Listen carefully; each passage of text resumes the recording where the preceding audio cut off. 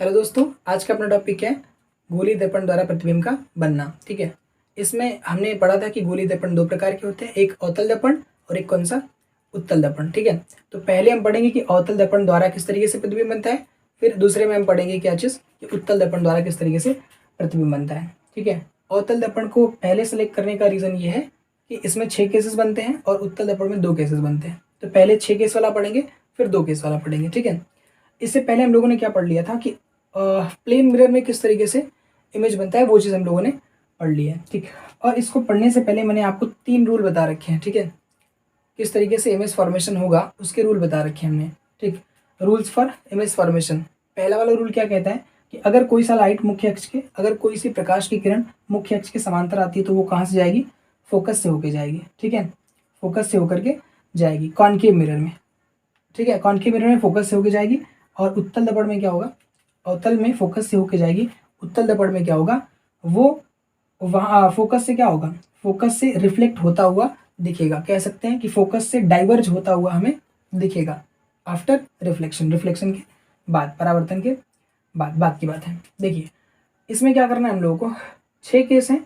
इसमें मैंने पहला केस लिखा हुआ है कि जब वस्तु कहाँ पर रखी जाए, अनंत पर रखी जाए। देखिए अपने पास मिरर होगा, कॉनकेव मिरर, अवतल दर्पण। इस अवतल दर्पण के सामने हम क्या करेंगे, ऑब्जेक्ट को रखते जाएंगे और इमेज बनता जाएगा। कभी इमेज रियल बनेगा, कभी इमेज वर्चुअल बनेगा। ठीक है, कभी इमेज रियल बनेगा, कभी इमेज वर्चुअल बनेगा, यानी कभी वास्तविक, कभी आभासी। कभी सही में बन जाएगा और कभी ऐसा लगेगा कि इमेज बन रहा है। ठीक है, चलिए, और आभासी और वास्तविक प्रतिबिंब क्या होता है मैं पहले बता चुका हूँ। जो वास्तविक प्रतिबिंब होता है वो क्या होता है, उल्टा होता है। जो आभासी प्रतिबिंब होता है वो क्या होता है, सीधा होता है। जो वास्तविक प्रतिबिंब होता है उसको हम पर्दे पर ले सकते हैं, स्क्रीन पे वो ऑब्टेन किया जा सकता है। जबकि जो आभासी प्रतिबिंब है वो पर्दे पर नहीं आ सकती है। वो उस जो मिरर है, जो भी मिरर है, ठीक है, जिसमें हमें कैसा इमेज मिल रहा है, वर्चुअल इमेज मिल रहा है। ठीक, मतलब उसमें हमें आभासी प्रतिबिंब मिल रहा है। ठीक, वो आभासी प्रतिबिंब किधर बनेगा, उस दर्पण के अंदर बनेगा। ठीक है, या अकेले दर्पण के पीछे बनेगा। ठीक है, अब ध्यान से देखिए, पीछे का मतलब अंदर। ठीक है, पीछे का मतलब अंदर यहाँ पे। अब ध्यान से देखिएगा, पहला वाला केस इसके सामने जब रखेंगे तो पहला वाला केस कौन सा, हम ऑब्जेक्ट को कहाँ रखेंगे, अनंत पर रखेंगे, अनंत पर। इन्फिनिटी का मतलब होता है, इन्फिनिटी का मतलब होता है ये नहीं कि पूरा ले जाकर स्टार के पास रख दिए, ठीक है, तारे के पास रख दिए, इतना दूर नहीं। ये मिरर बहुत छोटा मिरर होता है हमारे सिलेबस में। ठीक, अब इस मिरर के रिस्पेक्ट में जो 4 मीटर, 10 मीटर, 5 मीटर डिस्टेंस होगी वही इसके लिए क्या होगी, 4 नहीं कह सकते, 5, 7, 8 मीटर की जो डिस्टेंस होगी वो डिस्टेंस इसके लिए क्या हो जाएगा, इन्फिनिटी का काम करेगा, अनंत का काम करेगा। अनंत मतलब ये नहीं कि ले जाके एकदम पूरा दूर रख दिए। ठीक, चलिएगा, देखिएगा, तो सबसे पहला केस है जब वस्तु को अनंत पर रखा जाएगा तो कहाँ पे इमेज बनेगा। देखिए ये पूरा क्लियर समझ में आए, इसके लिए मैं पहले दूसरा केस बताऊंगा फिर पहले केस पे आऊँगा। ठीक है, आइए देखिए, अपने पास ये अपने पास सेंटर और ये अपने पास फोकस। ठीक, पहले वाले केस में ऑब्जेक्ट कहाँ पे रखा है, अनंत पर। दूसरे वाले केस में कहाँ पे रखा है, तो ऑब्जेक्ट को खिसका करके अनंत से कहाँ लेके चले आए, अनंत से खिसका करके लेके चले आए हम लोग इस सेंटर और इन्फिनिटी के बीच में। अब सेंटर और इन्फिनिटी का बीच का मतलब ये नहीं होता कि एकदम मिड में रखा गया है, बीच में कहीं भी, यहाँ यहाँ यहाँ यहाँ किसी भी जगह पे रखा जा सकता है। तो एक ऑब्जेक्ट हमने रखा ऐसा जिसके इस वाले पॉइंट को हमने बोला ए और इस वाले पॉइंट को हमने बोला बी। ठीक है, हम क्या कर रहे हैं यहाँ से, अब क्या करेंगे, हमने रूल पढ़ा हुआ है। ठीक, हम क्या करेंगे, एक ही पॉइंट से 2 लाइट रे लेके जाएंगे, एक ही पॉइंट से 2 लाइट रे इस वाले सरफेस पर, कौन से वाले, रिफ्लेक्टिंग सरफेस पर, परावर्तक सतह पर पड़ेगा और परावर्तित होगा। परावर्तन के बाद जिस जगह पे वो दोनों लाइट रे मिलेंगी या मिलती हुई प्रतीत होंगी वहीं पे क्या बनेगा, इमेज बनेगा। अगर सही में मिलेंगी तो रियल इमेज, अगर सही में नहीं मिलती है, मिलती हुई प्रतीत होती है तो वर्चुअल इमेज, मतलब आभासी प्रतिबिंब। चलिए कंसेप्ट देखिएगा, सबसे पहला वाला लाइट रे इस वाले पॉइंट से बी वाले पॉइंट से लीजिए ऐसे, इस तरीके से। तो ये अपने पास मुख्य अक्ष है, प्रिंसिपल एक्सिस है, इसी के पैरेलल समांतर कंसेप्ट है, देखते जाओ। ठीक है, इसी के पैरेलल मुख्य अक्ष के समांतर पहली प्रकाश की किरण ले ली। अब ये कहाँ से जाएगा, मुख्य अक्ष के समांतर आने वाली प्रकाश की किरण कहाँ से जाती है, फोकस से जाती है। ठीक है, तो कहाँ से चली जाएगी, फोकस से चली, यानी यहाँ पे परावर्तन कैसे हो जाएगा, फोकस से। यहाँ पे जो रूल है, ये रूल कोई रूल नहीं है यहाँ पे। ठीक, हालांकि हम पढ़ लेते हैं रूल, पर यहाँ पे कायदे से क्या हो रहा होता है, angle I is equal to angle R ही होता है। देखो इस पॉइंट पे टकराया है, स्ट्राइक किया है, स्ट्राइक करने के बाद नॉर्मल कैसे बनता है, तो जिस पॉइंट पे स्ट्राइक किया है उसी को मिला दो किससे, डॉटेड लाइन से, उसी को मिला दो किससे, सेंटर से मिला दो, ठीक ऐसे, तो ये क्या हो जाएगा, नॉर्मल हो जाएगा। तो इस तरफ एंगल आई तो इस तरफ क्या होगा, एंगल आर होगा, ठीक।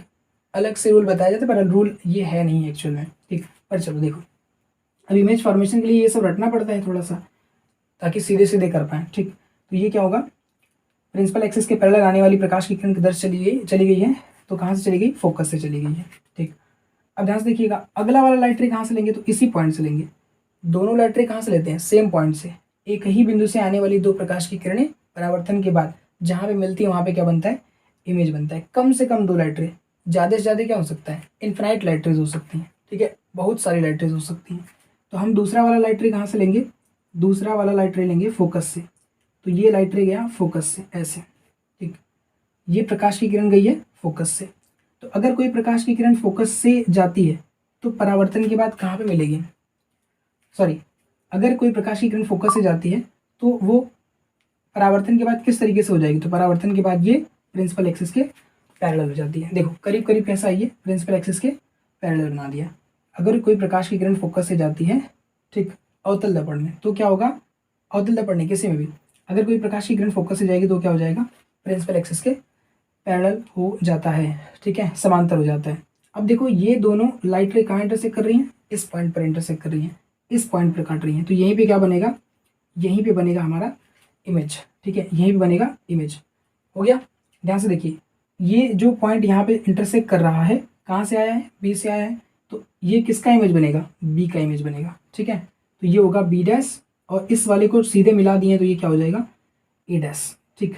क्या करो, इस पॉइंट पे जहाँ पे इंटरसेक्ट कर रहा है उसी को सीधे मिला दो, और ये एरो का सिंबल देखो इस तरफ था तो ये किधर हो गया, इस तरफ हो गया, तो ये ए डैश और ये बी डैश हो जाएगा, ठीक है। इसका नाम पड़ गया बी डैश, इसका नाम पड़ गया ए डैश, ठीक। अब यहाँ पे देखिए, अब ये बन गया अपने पास इमेज। अब नेचर ऑफ इमेज कैसा है, नेचर ऑफ इमेज, अच्छा, क्या चीज, प्रतिबिंब की प्रकृति। प्रतिबिंब से पहला पॉइंट लिखेंगे कि प्रतिबिंब की प्रकृति कैसी है, तो प्रतिबिंब की प्रकृति, प्रतिबिंब की प्रकृति कैसी है, तो प्रतिबिंब कैसा बना हुआ है, प्रतिबिंब कैसा बना हुआ है, वास्तव में ये कट कर रहा है कि कट करता हुआ दिख रहा है हम लोगों को, तो कैसा कट कर रहा है, रियल में ये प्रकाश की किरणें क्या हो रही हैं, एक दूसरे को क्या कर रही हैं, कट कर रही हैं।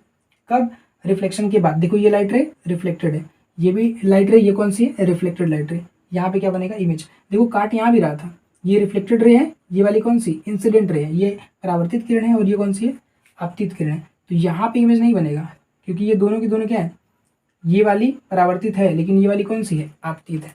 इमेज कहाँ बनता है, जहाँ पे परावर्तित किरणें एक दूसरे को काटती हैं, तो यहाँ पे इमेज बनेगा, ठीक है।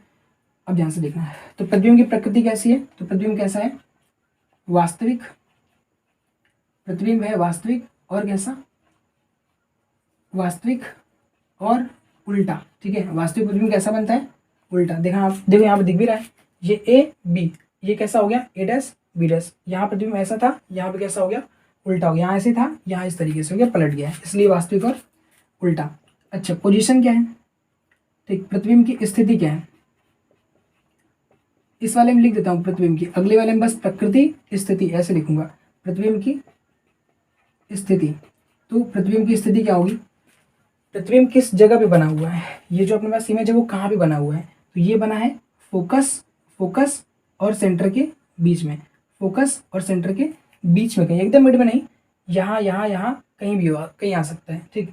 तो सेंटर और फोकस के बीच में बना हुआ है कौन, इमेज। तो प्रतिबिंब की स्थिति क्या हो जाएगी, फोकस तथा सेंटर सी के बीच, एफ तथा सी के, एफ तथा सी के बीच, ठीक है, एफ तथा सी के बीच। अच्छा, इसमें देखो ऑब्जेक्ट की साइज इतनी बड़ी है, इमेज की साइज कितनी बड़ी है, इमेज इतना छोटा बना है, ऑब्जेक्ट इतना बड़ा है। इसका मतलब जो इमेज की साइज होगी, प्रतिबिंब का जो साइज होगा वो ऑब्जेक्ट से क्या होगा, छोटा होगा, ठीक।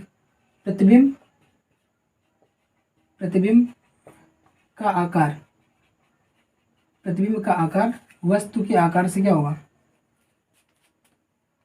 वस्तु के आकार क्यों बोले यहाँ पे, ऊंचाई बोले ना, प्रतिबिंब की ऊंचाई, ठीक, या हाइट, ठीक, प्रतिबिंब की ऊंचाई, वस्तु की लंबाई या ऊंचाई, ठीक है, वस्तु की लंबाई से, वस्तु बोल रहा हूँ अगर नहीं दिख रहा हो तो, प्रतिबिंब की ऊंचाई वस्तु की लंबाई या ऊंचाई से क्या होगा, ऊंचाई से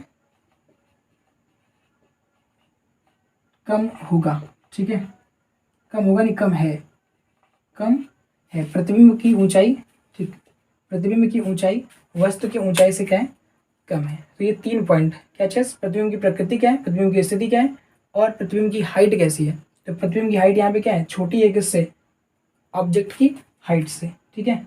अब इस वाले केस की बात करेंगे, जब वस्तु कहाँ पर हो, अनंत पर रखी हो, तो इस केस में क्या होगा, जब भी कोई वस्तु अनंत पर रखी होती है तो उससे लाइट रे कितनी लानी है, जैसे यहाँ पे 2 लाइट रे लाए थे तो यहाँ पे कितनी लाइट रे लेके आएंगे, 2 लाइट रे लेके आएंगे। लेकिन यहाँ पे ध्यान दो, बताया मैंने कि इन्फिनिटी से कोई सी भी लाइट रे आएगी, कोई सी भी लाइट रे आएगी तो वो कैसे आएगी, प्रिंसिपल एक्सिस के पैरेलल, पहले ही बता दिया है, ठीक। अनंत से अगर कोई प्रकाश की किरण आती है तो वो कैसे आएगी, चाहे कैसे भी आ रही है, कहीं से भी आ रही है, किसी पॉइंट से आ रही है, एक ही पॉइंट से है चाहे अलग अलग पॉइंट से है, वो हमें कैसा लगेगा कि वो प्रिंसिपल एक्सिस के पैरेलल ही आ रहा है। तो ध्यान से देखिए, तो मान लेते हैं कि ये दोनों लाइट रे कहाँ से आ रही है, एक ही पॉइंट से आ रही है, ठीक, एक ही पॉइंट से आएगी तभी तो इमेज बनेगा परावर्तन के बाद जहाँ ये मीट करेंगे। तो ये अगर प्रिंसिपल एक्सिस के पैरेलल आती है तो कहाँ से आती है, फोकस से, ये भी कहाँ से जाएगा, सॉरी ये भी कहाँ से जाएगा, तो फोकस से, ये भी जाएगा फोकस से, तो ये भी गया फोकस से, ये भी गया फोकस से, कहाँ बना इमेज, ये इंटरसेक्ट कहाँ पे करेंगे, दोनों के दोनों फोकस से जाएंगे तो फोकस पे इंटरसेक्ट करेंगे, इधर तो कहीं करेंगे नहीं। क्या रियल में कर रही है, हाँ तो रियल में कर रही है। इसका मतलब प्रतिबिंब की प्रकृति कैसी होगी, यहाँ पे ये वाला पहले पढ़ा, फिर इसलिए इसको यहाँ पे पढ़ा ताकि हम बता पाएंगे प्रकृति कैसी है।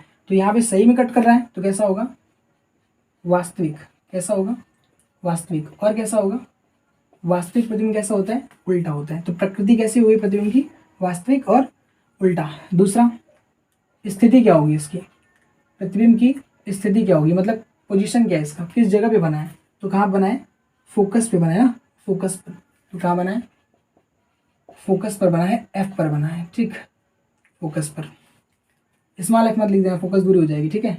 क्या हो गया अपने पास, फोकस पर बना है। अगला, अब यहाँ पे जो साइज इसका कैसा है, तो ये पॉइंट साइज का बना हुआ है, देखो बिंदु टाइप का है, बहुत छोटा है, डिमिनिस्ड, हाईली डिमिनिस्ड। तो कैसा होगा, अगला वाला पॉइंट कौन सा है, तो ये बहुत ही छोटा है, ठीक, बिंदु आकार का, कैसा बना है, बहुत छोटा, मतलब कैसा, बिंदु आकार का, बिंदु आकार। इसकी साइज कैसी है, तो पॉइंट साइज है, बिंदु आकार है।